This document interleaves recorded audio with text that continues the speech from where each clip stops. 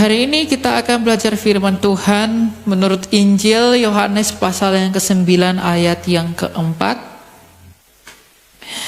Injil Yesus Kristus yang disaksikan oleh Rasul Yohanes, murid Kristus, pada pasal yang ke-9 ayatnya yang ke-4. Saya pakai terjemahan baru 2, jadi mungkin agak ada yang berbeda. Yohanes 9 ayat yang ke-4.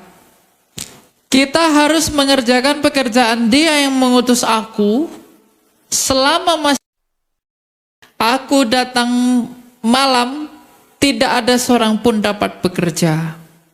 Yesus berkata sekali lagi, kita harus mengerjakan pekerjaan Dia yang mengutus aku selama masih siang. Aku datang malam, tidak ada seorang pun yang dapat bekerja. Kenapa Yesus Kristus mengatakan kita harus mengerjakan pekerjaan Dia yang mengutus aku? Ketika Dia mengatakan kita, Dia sedang berbicara kepada orang-orang yang ada di sekelilingnya, yang pada saat itu Yesus itu bertemu dengan orang yang buta. Sebenarnya dalam naskah aslinya bukan orang buta, tapi orang yang terlahir tanpa mata. Kemudian Kristus mengambil tanah liat, membentuknya dan menciptakan suatu mata yang baru untuk dia. Dan kemudian Yesus berkata, kita harus mengerjakan pekerjaan Dia yang mengutus aku selama masih siang.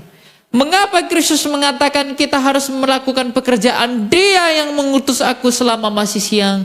Kristus sedang merujuk kepada pelayanannya yang dimulai sejak baptisan Yohanes sampai kemudian kepada puncak pelayanannya sampai mati di Kalvari. Dan setelah itu dalam keadaan yang sebagai manusia Dia tidak lagi bersama-sama dengan para muridnya.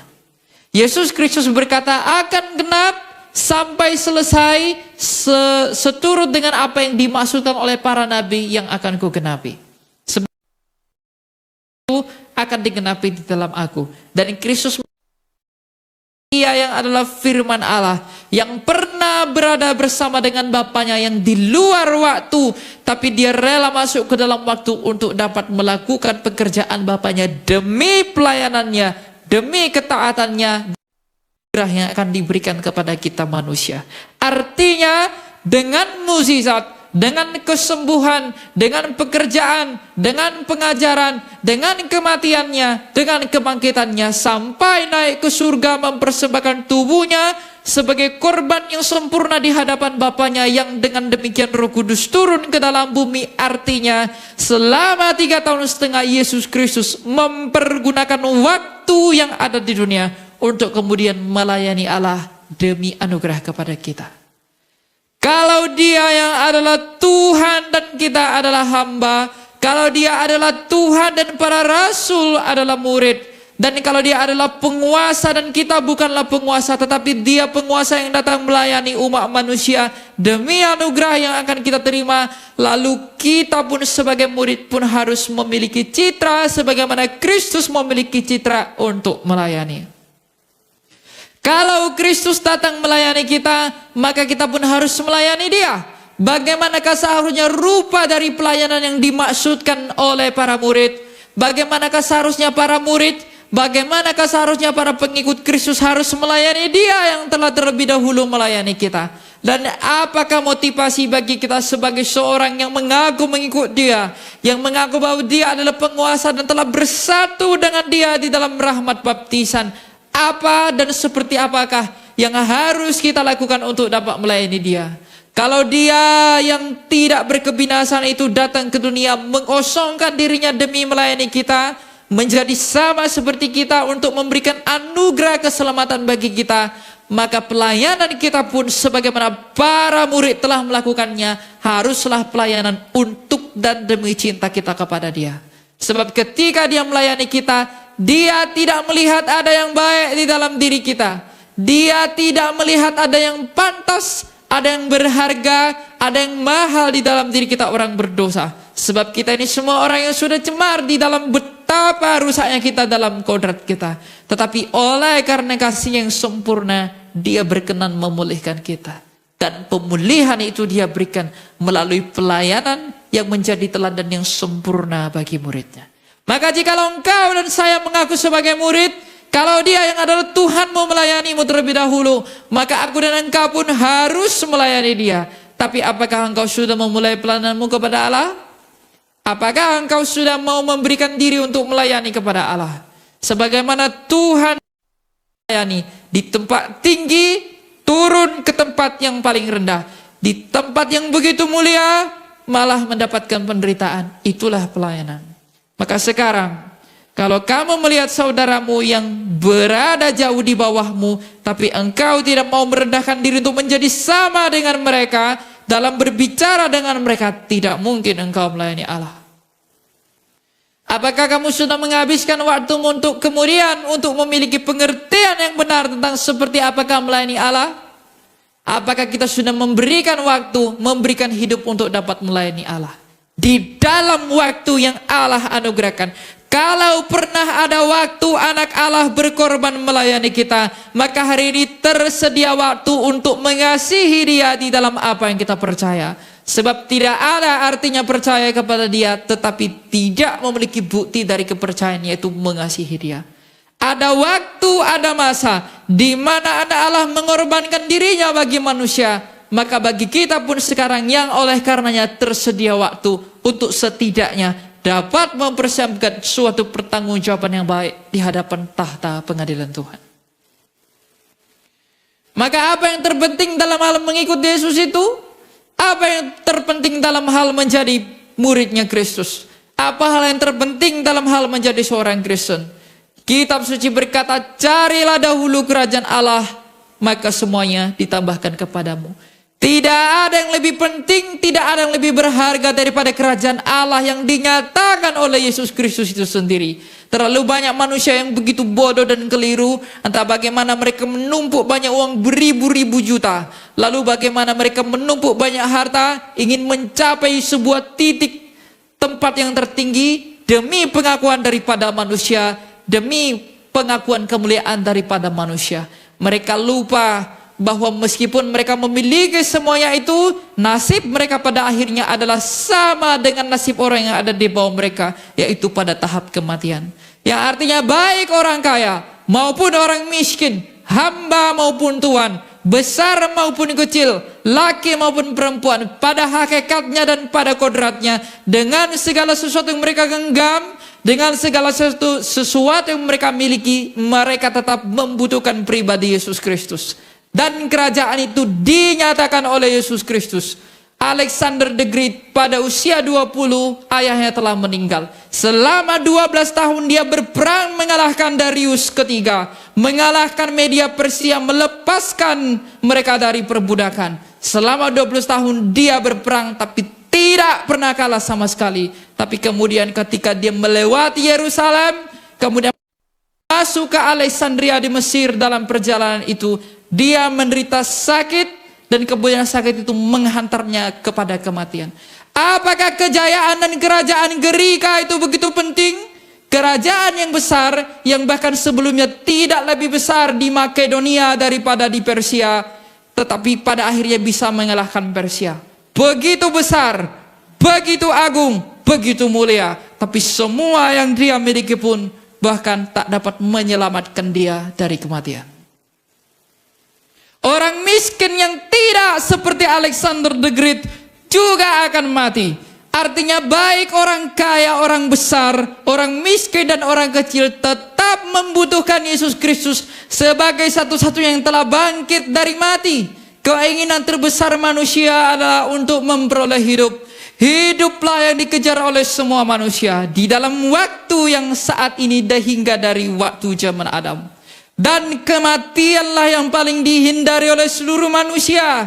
Sehingga demi kematiannya Herodes membunuh seluruh bayi.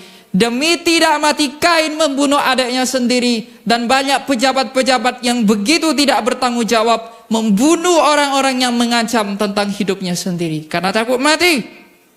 Artinya apapun status manusia di bumi ini itu tidak pernah berarti dan tidak akan sanggup menolong dirinya sendiri dan bahkan tidak mampu menyelamatkan dirinya sendiri. Itulah waktu di mana Allah ingin menyatakan kepada dunia, di mana melalui Yesus Kristus di dalam waktu kedatangan Yesus ke dalam dunia, Allah mau menunjukkan kepada dunia Mengapa Tuhan mengizinkan 4 kerajaan terbesar di dunia pernah berdiri? Mengapa dia pernah mengizinkan Babilonia ada? Mengapa ia pernah mengizinkan Persia ada? Mengapa ia mengizinkan Kekaisaran Romawi sebagai binatang keempat yang paling kuat yang dikatakan Nabi Daniel itu pernah ada, yang bahkan di dalam masanya Yesus Kristus anak Allah itu teraniaya. Karena Tuhan Allah yang begitu mulia mau menunjukkan kepada kamu dan saya di dalam waktu hari ini bahwa begitu besarnya kerajaan, begitu mulianya, begitu kayanya mereka, tapi pada akhirnya mereka binasa dan mati di dalam maut. Artinya semua yang mereka miliki itu tidak dapat meluputkan mereka daripada kematian. Tetapi Yesus Kristus sebagai satu-satunya yang telah bangkit dari mati, menunjukkan dirinya kepada ratusan orang yang telah hidup di masa pemerintahan itu. Ia mengatakan kepada dunia, akulah jawaban untuk engkau buat yang mencari hidup, dan akulah jawaban untukmu untuk yang menakutkan kepada kematian. Artinya tidak ada alasan bagi manusia untuk menyia-nyiakan waktu yang sekarang ini untuk mencari hal-hal yang di dunia ini demi hidupmu, karena itu pun akan sia-sia. Raja Salomo, raja yang adalah paling kaya di sepanjang sejarah dunia, tidak ada raja yang lebih kaya daripada Salomo. Tapi sebelum dia mati, pada akhirnya dia menuliskan sesuatu yang besar. Wahai anak-anak muda, semuanya sia-sia dan sia-sia. Mengapa sia-sia? Karena Salomo pun pada akhirnya harus ditarik oleh Kristus dari kerajaan maut. Karena ia tak dapat menyelamatkan dirinya dari maut dengan semua yang dia miliki. Dia pun butuh ditolong. Padahal dia adalah raja yang paling kaya, yang paling besar dan agung di dalam sejarah tonggak dari Yehuda. Apakah yang bisa diharapkan Salomo dari apa yang dia miliki? Tidak ada. Apa yang dapat diperoleh dari kekayaannya? Tidak ada. Oleh karena itu, waktu yang sekarang dipergunakan untuk mencari apa? Bukan untuk mencari itu semua. Bukan untuk mencari nama diri. Bukan untuk mencari menumpuk. Bukan untuk mencari agar kita dipermuliakan. Tapi untuk mencari kerajaan Allah yang dinyatakan di dalam Yesus Kristus, yang adalah jawaban bagi seluruh keinginan manusia, yaitu hidup, dan adalah jawaban bagi semua orang yang takut dan takluk kepada kematian.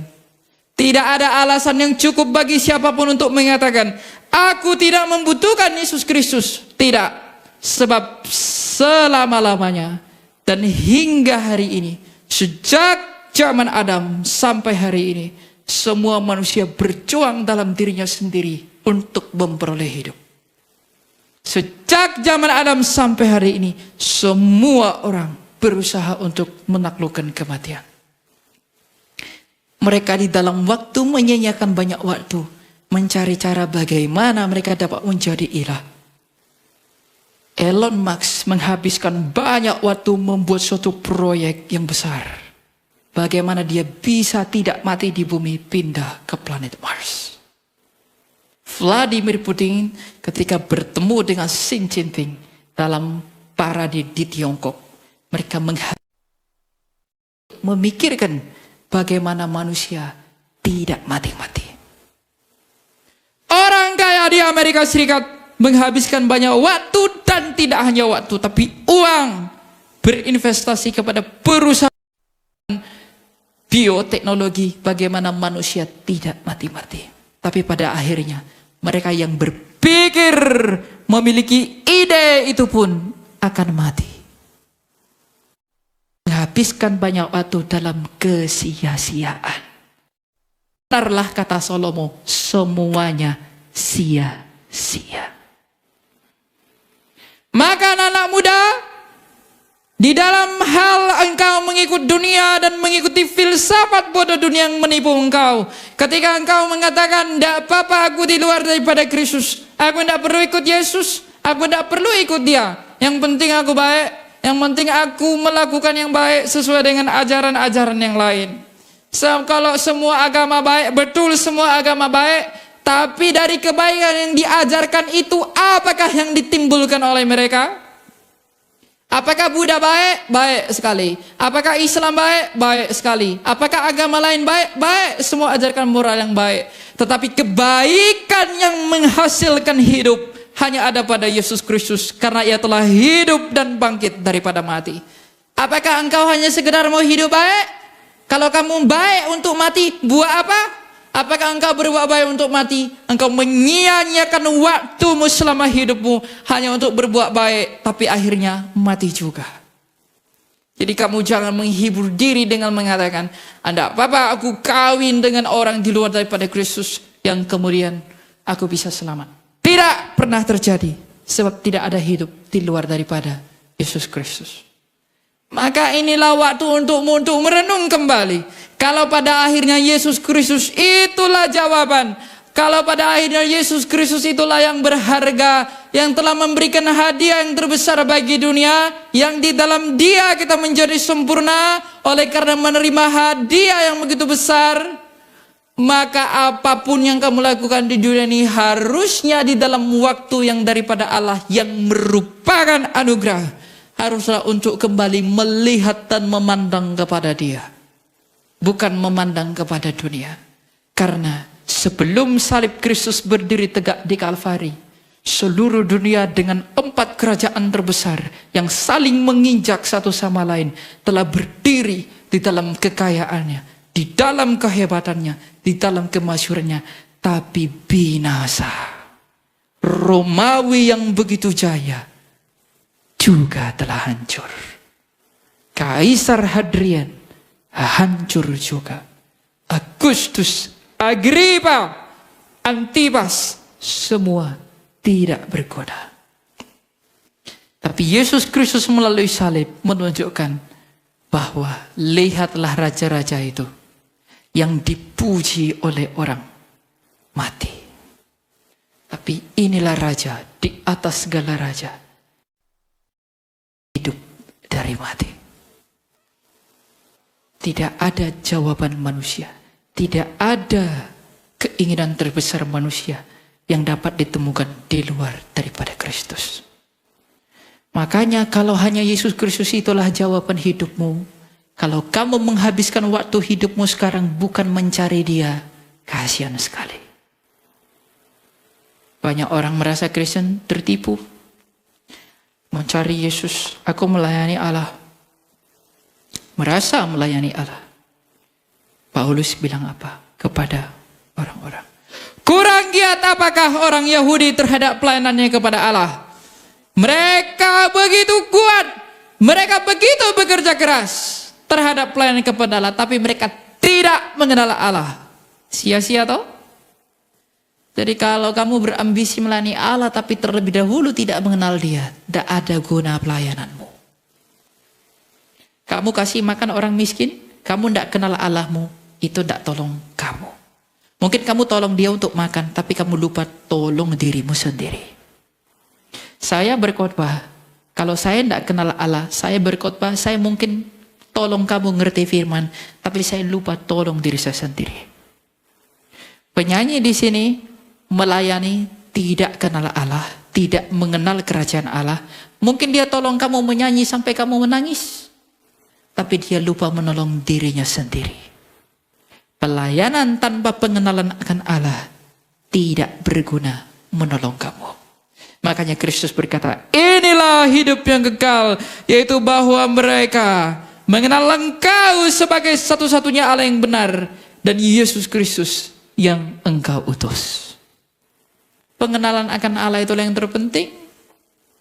Dalam melangkah, dalam melakukan segala apapun, maka di dalam waktu yang tersisa yang Tuhan berikan kepada kita hari ini, harus kita pergunakan untuk mengenal Dia. Kalau kamu tidak tertarik mengenal Allah, Tuhan pun tak akan tertarik menolong kamu. Tidak. Jangan pikir dengan Tuhan itu Bapa yang baik, aku lari-lari pun Dia tetap tidak. Selain Bapa yang baik, Dia adalah Raja yang menggentarkan. Takut akan Tuhan adalah permulaan pengetahuan. Semakin kita mengenal Allah, semakin kita gentar terhadap Allah. adalah bohong, adalah berdusta apabila seseorang mengatakan, aku sudah kenal Tuhan tapi ia tidak takut kepada Allah.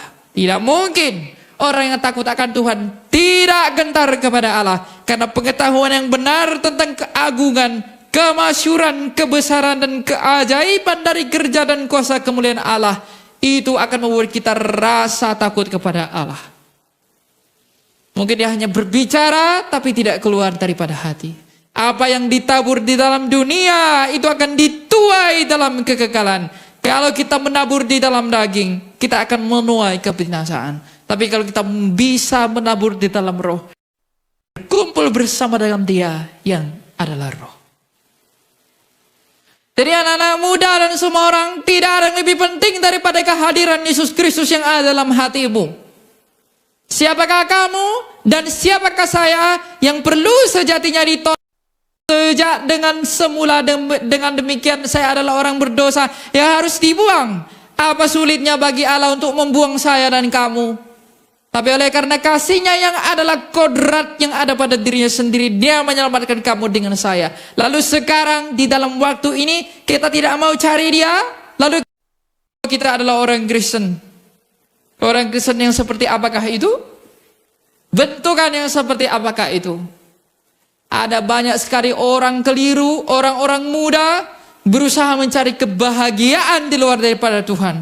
Habiskan waktu untuk cari kebahagiaan di luar daripada Kristus.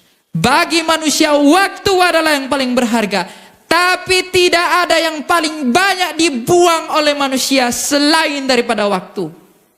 Orang membuang banyak sekali waktu demi mencapai kesia-siaan yang ditipu oleh rasa semu yang dihadirkan oleh dunia dan di dalam kefanaannya. Kita cari kesenangan dari sana, kita cari kesenangan dari sana, kita cari kesenangan dari sana. Kita beli ini, hadirkan ini, pergi ke sana, lakukan ini demi bahagia. Tidak mungkin orang bahagia tanpa Kristus. Tidak mungkin. Sebab inti dari hidup manusia itu ada di dalam Dia.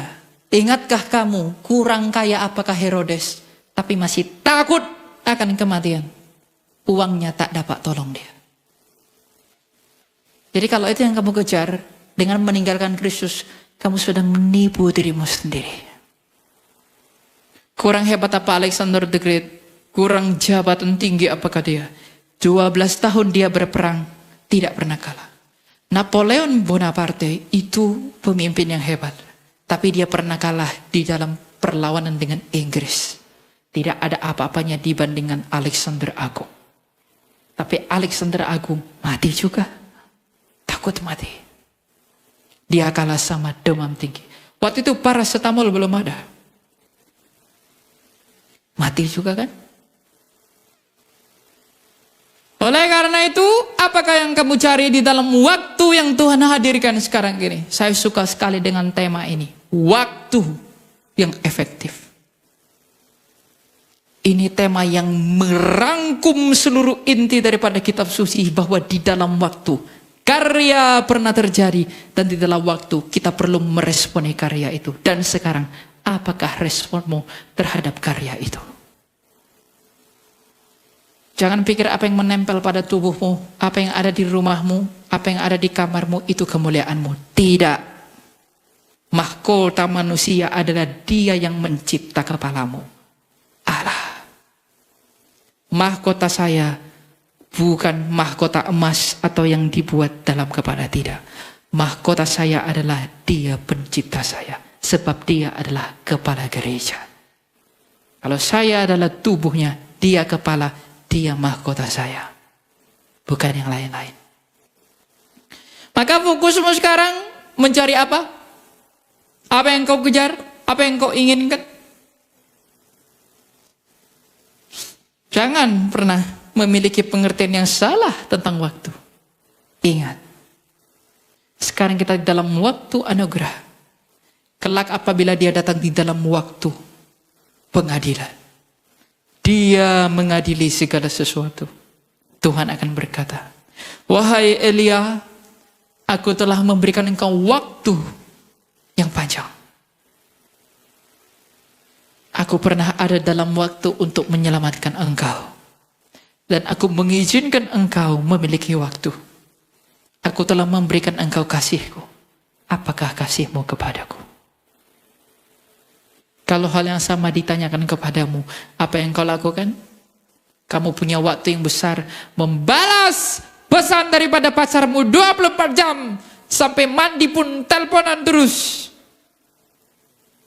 Tapi tidak ada waktu untuk berbicara kepada Allah. Ya juru selamatku, kasihanilah aku orang berdosa ini. Punya waktu untuk keliling belanja-belanja, mencari apa yang disukai oleh pasanganmu. Tapi tidak pernah punya waktu untuk memikirkan apakah yang harus kulakukan untuk menyenangkan Allahku yang hidup.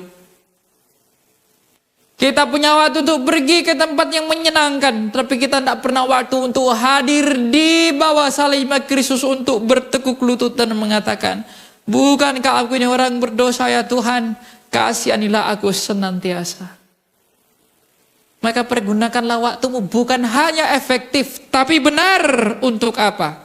Kalau masalah efektif bagi dunia pun itu efektif, tapi kalau benar, kalau seperti yang pertama yang saya telah beritahu kepada teman-teman, bahwa Yesus Kristus itulah yang pada akhirnya dapat menolong kita, karena kematian telah ditaklukkan dan hidup telah diberikan, dan semua yang orang miliki tak dapat memberikan hadiah seperti itu. Maka bukankah kita harus menghabiskan waktu untuk mencari Dia? Mengapa Yesus yang adalah anak Allah, Yesus berkata, ya Bapa, permuliakanlah aku pada hadiratmu sendiri sebelum dunia ini ada. Kalau dia yang datang menjadi manusia yang pernah berdiam dalam pangkuan Bapaknya saja harus melakukan kehendak Bapaknya, siapakah kamu dan saya tidak mau melakukan itu? Bukankah kita adalah hamba, Dia adalah Tuhan? Jangan tipu dirimu, wahai anak muda. Saya tidak tahu, saya merasakan sekarang banyak anak muda di sosial media tidak peduli dengan iman. Mempersiapkan banyak waktu, cari tren lah, cari gaya lah. Bagaimana caranya tampil seperti ini, tampil seperti itu. Dapat pengakuan, dapat model ini itu, baju potong seperti apa. Habiskan banyak waktu untuk itu. Kau mati bajumu tidak bawa. Kamu mati handphonemu tidak bawa. Yang kamu mati, yang ketika kamu mati, yang kamu bawa apa? Jiwamu. Gunakan waktumu untuk memulihkan batinmu. Karena keselamatan itu pemulihan batin. Ada seorang pemuda di Australia. Kemudian dia memiliki istri yang cerewet sekali. Dia di Sydney. Dia punya istri cerewet sekali. Dia bunuh, dia mutilasi istrinya 18 bagian. Dia kuburkan ke bawah dalam tanah. Lalu dia kabur ke Perth di bagian barat. Setelah itu di Perth, dia hidup sebagai orang yang baik, alim. Lalu dia menikah dengan perempuan lain selama 28 tahun, punya anak. Tapi kemudian setelah itu, dia datang kepada polisi dan mengatakan, aku menyerahkan diriku karena aku pernah bunuh istriku. Ingat, kenapa dia menyerahkan diri? Saya bisa tutupi dosa saya kepada kamu. Kamu bisa tutupi dosamu kepada saya. Tapi kamu tidak bisa berbohong kepada batinmu. Tidak bisa. Saya tidak bisa bohong pada batin saya. Saya bisa bohongi pendeta? Bisa. Kamu bisa bohongi pendeta? Bisa. Tapi kamu tidak bisa bohongi batinmu atas apa yang telah engkau perbuat. Dia selalu memberi kesaksian tentang siapakah engkau. Oleh karena itu, habiskan banyak waktumu di dunia ini memulihkan itu.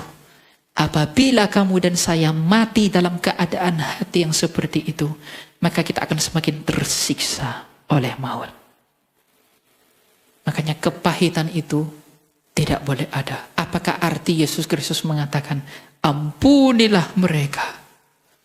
Karena dengan mengampuni kita melepaskan semua tuduhan itu. Hatimu selalu bersaksi tentang siapa kamu. Kamu bisa bohong saya pun bisa lebih bohong kepada kamu. Tapi hati nurani saya tidak bisa. Maka habiskan waktu dalam hidup ini untuk memulihkan hati itu. Siapakah yang menawarkan pemulihan hati? Yesus Kristus berkata, aku yang lemah lembut dan rendah hati, aku memberikan kelegaan kepada jiwamu. Maka adakah di sini yang tidak punya dosa? Semua punya dosa. Apakah ada di sini saudara Yesus Kristus yang tidak berdosa? Tidak ada. Karena semua berdosa. Kalau kita semua berdosa dan punya kesaksian dalam hati nurani kita tentang dosa-dosa kita, maka untuk memulihkan itu demi ketidakbinasaan di hari penghakiman yang kelak, datanglah kepada Yesus Kristus yang berkuasa memulihkan batin. Pergunakan waktumu untuk itu. Habiskan waktumu dalam kamarmu, kamu berdoa, Tuhan tolong aku, Tuhan pulihkan aku tidak mampu melakukan yang baik. Kalau kamu berulang kali jatuh dalam dosa, katakan kepada Tuhan, inilah aku Tuhan. Selalu jatuh. Kalau kamu kaget, kamu jatuh dalam dosa, kamu sombong, kamu berpikir kamu bisa lebih sempurna daripada itu. Tidak. Minta pertolongan kepada, artinya untuk menyenangkan, untuk berkarya, untuk melayani Allah. Ini dalam kebenaran pun, kita butuh pertolongan Allah. Untuk bisa melihat dia dalam hikmatnya pun, kita butuh pertolongan dia. Untuk bisa menyenangkan dia pun, kita butuh pertolongan dia. Tapi masalahnya, apakah engkau mau? Ketika kamu melihat temanmu punya Mercy, kamu masih naik Honda, kamu langsung cepat mengatakan, dia lebih kaya, saya lebih miskin. Tapi ketika kamu melihat orang lain melayani dengan sungguh, apakah kamu pernah mengatakan dia lebih baik daripada aku? Tidak kan? Kamu punya teman, rumahnya lebih bagus, mobilnya lebih bagus. Kamu termotivasi untuk punya begitu kan? Tapi ketika kamu melihat temanmu melayani, apakah kamu termotivasi untuk melayani? Dari situ kelihatan siapakah engkau. Kamu mau mengedepankan daging atau roh? Yang menuai di dalam daging, menuai kebinasaan. Yang menabur dalam roh, menuai perdamaian. Mana yang kamu mau? Kita begitu peka atas hal yang di dunia, tapi tidak peka terhadap batin. Padahal yang bermasalah ini batin, bukan daging. Yang membuat daging saya ini rusak, itu karena kerusakan batin. Ketika berpisah dengan Sang Ilahi, pemilik hidup, sumber daripada hidup. Maka dalam hidup kekristenan hari-hari ini, pikirkan hal yang jauh lebih penting, hal yang lebih mulia, yaitu Dia yang telah dipermuliakan, Yesus Kristus. Itu pikirkan setiap hari. Tuhanku telah memberikan hadiah terbesar yang tak dapat diberikan oleh dunia. Maka sekarang ya Tuhan, tunjukkanlah kepadaku hikmat-Mu, apakah yang dapat kulakukan untuk-Mu. Tolong aku untuk menemukan di manakah aku Engkau panggil. Tolong aku untuk menemukan apakah kehendak-Mu. Tolong aku untuk melakukan apakah bukti kasih-Ku. Dan tolong aku untuk dapat mengerti apa yang sedang Kau kerjakan dalam hidupku. Itu yang harus dilakukan orang Kristen. Bukan kamu datang ke gereja, tulis-tulis permintaanmu, sampaikan kepada Tuhan. Tidak. Karena kamu nulis-nulis, bukan Tuhan tidak tahu kamu butuh apa. Enggak. Tuhan bukan tidak tahu kamu butuh susu, kamu butuh makan ini, kamu butuh sekolah apa. Tuhan bukan tidak tahu itu. Tuhan tahu itu. Masalahnya kamu cari dia dulu enggak? Kalau kamu mau masuk ke perusahaan yang besar, kamu punya kenalan di sana agar bisa mempermudah masuk, kamu kenalan dulu dengan orang sana kan? Karena kamu tahu yang ada padanya dapat memudahkan engkau. Kalau kamu tahu Tuhan itu yang adalah sumber hidupmu, mengapa engkau tidak mengenali pribadinya dulu dan intim dalam kehendaknya daripada minta-minta atas apa yang dia bisa mungkin berikan? Tuhan aku mau ini, Tuhan aku mau ini. Tapi kita tidak kenal siapa Tuhan itu. Kamu minta pada siapa? Kamu mencari siapa? Saya mencari siapa? Terlalu berani kita minta-minta kepada Allah, tapi kita tidak mengenal Dia. Sayang sekali, kita menghabiskan banyak waktu, kita mati di dalam ketidaktahuan siapakah Allah yang kita sembah. Sayang sekali menghabiskan banyak waktu ketika kita tidak mengenal Allah kita. Sayang sekali kita menghabiskan banyak waktu ketika kita tidak punya hati yang rindu melayani Dia. Sayang sekali kita menghabiskan banyak waktu sampai kematian ketika kita tidak memiliki keinginan untuk menyenangkan Dia. Kamu punya keinginan menyenangkan manusia, tapi tidak punya keinginan menyenangkan Allah. Padahal Allah lah yang kelak bisa menolongmu. Bukan kita ini jahat? Dan sekali lagi, bukankah kita ini tertipu? Tertipu kan kita? Kita ini tertipu. Nah, kalau kita tertipu, mari kita mohon kebenaran kepada Allah agar tipuan itu berbalik kepada penipu, si jahat. Sebagai penutup saya mau katakan, Yohanes Chrysostomos pernah mengatakan, Bapak Gereja Uskup Agung di pernah berkata, suami istri harus seperti tangan dan mata. Apabila mata menangis, tangan mengusapnya. Dan apabila tangan terluka, mata menangis. Maka saya buat frasa baru, Allah dengan manusia harus seperti tangan dan mata. Suami istri adalah hubungan Allah dengan manusia. Karena manusia mempelai perempuan, dia adalah mempelai laki-laki. Maka kita adalah mata dan Allah adalah tangan. Kalau kita menangis, Allah akan mengusap air mata kita. Tapi kalau kita melukai hatinya Allah dengan hidup kita, kita harus menangis, menyadari itu. Sadari semua yang salah dalam hidup kita. Ketika saya menyadari betapa banyak yang salah dalam pelayanan saya, sikap hati dan lain sebagainya, saya minta Bapak berdosa. Saya katakan, Abuna, saya ini orang begitu berdosa. Saya semua sampaikan tentang hal-hal yang salah. Abuna, saya mengatakan apa? Itulah proses untuk melayani Allah. Tuhan tidak izinkan engkau sempurna melayani Dia. Tapi masalahnya, maukah engkau menjadi sempurna? Melewati penyempurnaan. Kalau tidak mungkin melayani Allah. Dengarkan itu, hanya Kristuslah jawaban hidupmu. Hanya Dia yang mampu memberi engkau hidup. Hanya Dia yang dapat menaklukkan kematian yang paling engkau takuti. Semua yang kau miliki tak akan dapat menolongmu, sebab orang di masa lalu telah memiliki semuanya dan sekarang berakhir mati. Tapi Yesus telah memberikan hidup. Maka sekarang lakukanlah apa yang paling diinginkan oleh Tuhan kita itu. Carilah dahulu kerajaan Allah. Mengenal Allah, mengenal Yesus di dalam hikmat dari Roh Kudus. Tuhan memberkati kita dan Tuhan mengasihani gerejanya.